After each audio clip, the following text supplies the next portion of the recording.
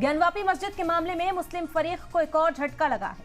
ज्ञानवापी के व्यासजी तहखाने में वाराणसी जिला अदालत के जरिए पूजा की इजाजत देने के फैसले के खिलाफ मुस्लिम फरीक ने इलाहाबाद हाई कोर्ट में अर्जी दाखिल की थी, जिस पर इलाहाबाद हाई कोर्ट ने कहा कि ज्ञानवापी के तहखाने में पूजा जारी रहेगी।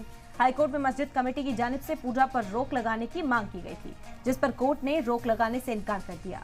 वहीं दूसरी जानिब दिल्ली में ज्ञानवापी मस्जिद के मामले पर आज मुसलमानों की कई तंजीमों ने एक साथ मिलकर प्रेस कॉन्फ्रेंस कर इस फैसले पर अफसोस का इजहार किया। जमीयत उलमा हिंद के सदर मौलाना अरशद मदनी ने कहा कि मुसलमान मुल्क की आजादी के बाद इस तरह के मसलों में घिरा हुआ है। बाबरी मस्जिद के बाद कई मस्जिदों के मसले में घिरा हुआ है। इस वक्त जिस तेजी के साथ ये मसले उठाए जा रहे हैं, कोर्ट में ऐसी लचक और ढील पैदा हुई है कि जो लोग इबादत गाहों पर कब्जा करने वाले कामयाब हो रहे हैं। मौलाना अरशद मदनी ने यह कहा कि प्लेसेस ऑफ वर्शिप एक्ट 1991 का कानून अहम कानून है और कानून की मदद से झगड़े बंद भी किए जा सकते हैं। इंसाफ का एक ही पैमाना होना चाहिए। अगर इससे भरोसा लोगों का उठ जाए तो ये मुल्क के लिए ठीक नहीं। हम इस मुद्दे को लेकर सुप्रीम कोर्ट भी जाएंगे, सही तौर पर इसको कोर्ट में रखेंगे और सच्चाई सबके सामने लाएंगे। आज की बड़ी बहस में बात इसी पर करेंगे, लेकिन उससे पहले देखिए आज की प्रेस कॉन्फ्रेंस में किसने क्या कहा, फिर बहस का आगाज करते हैं।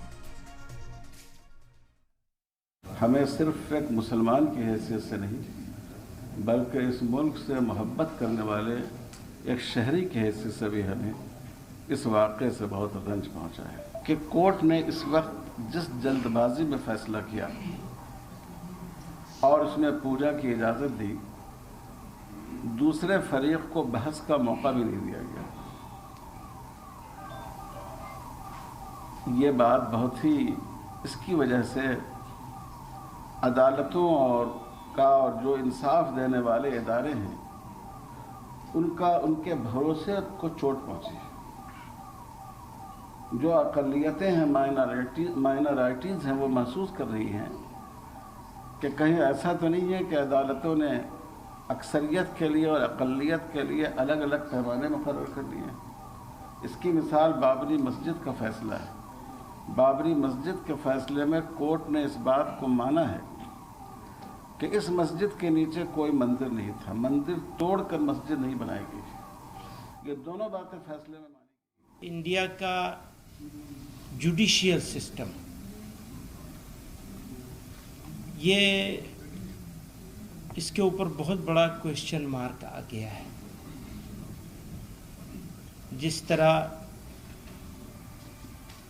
वन साइडेड तरीके से यकतरफा तौर पर जाते जाते इसी से समझा जा सकता है फिर उनको इनामात भी मिल जाएंगे। जाते जाते का क्या होगा? डिस्ट्रिक्ट कोर्ट के जज साहब ने जाते जाते रिटायरमेंट से ठीक पहले आखिरी फैसला किया, इस तरह का फैसला दे दिया और फिर ऊपर की अदालतें टेक्निकल रीज़न से उस फैसले को में दखल देने को तैयार नहीं है, तो एक पार्टी का तो पूरा हक मारा गया। कहाँ जाएंगे, किसके पास जाएंगे, कहाँ रोएंगे? इससे मालूम हो रहा है कि हमारे मुल्क के मौजूदा हुक्मरान, यहाँ का जो हमारा एडमिनिस्ट्रेशन और हमारी जुडिशरी, ये सब यहाँ पर एक इंसाफ के तकाज़ों को समाज में सबकी तरक्की, सबके साथ इंसाफ के तकाज़ों के खिलाफ होता है। ये बात, इससे जो नुकसान हो रहा है कि मुस्लिम समाज को खासतौर पर और दीगर तमाम अक़लियतों को उनका जो एडमिनिस्ट्रेशन पे, हुक्मरानों पे, यहाँ के सिस्टम पर और जुडिशरी पे खासतौर जो कॉन्फिडेंस होना चाहिए कि हम पे जुल्म हुआ तो हम किसके पास इंसाफ के लिए जाएं, ये बहुत मजबूर। इससे नतीजा ये हो रहा है कि लोगों में मायूसी है। इस वक्त जिस तेज़ी के साथ ये मसाइल उठे हैं, उनसे ये महसूस होता है कि कानून को सामने रखकर फैसला करने की जिम्मेदारी जिन कोर्टों के ऊपर है, वहाँ ऐसी लचक और ढील पैदा हुई है कि जो लोग इबादत गाहों पर कब्ज़ा करने का प्रोग्राम चाहते थे, उनको सहूलत और आसानी मिल रही है। हम अमन और शांति के साथ रहते हुए, भाईचारा को बरकरार रखते हुए हम हकदार को उसका हक पहुंचाएं और उसमें ख़ास तौर पर अदलिया अपना फरीज़ा समझे, अपने मकाम और मर्तबे को समझे।